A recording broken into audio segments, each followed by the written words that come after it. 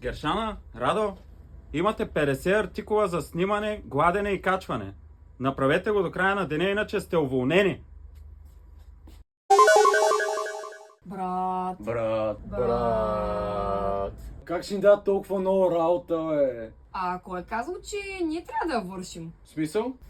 Брат, слушай, познаваме ни мангали в Столипиново, които могат да измерят, изгладят и снимат вместо нас. Значи не стига, че открадахме тия работи, а сега да не вършим работата. Не съм много сигурен. Бичи, бе.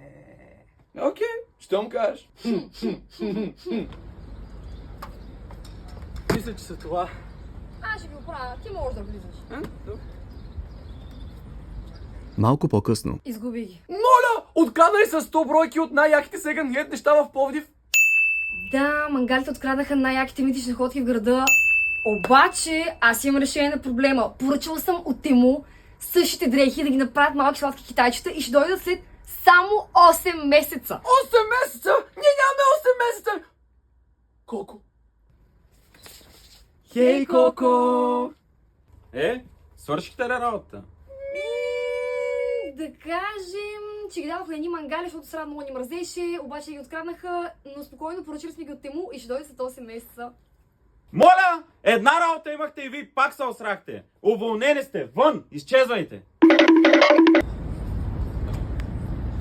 Red Bull? Да.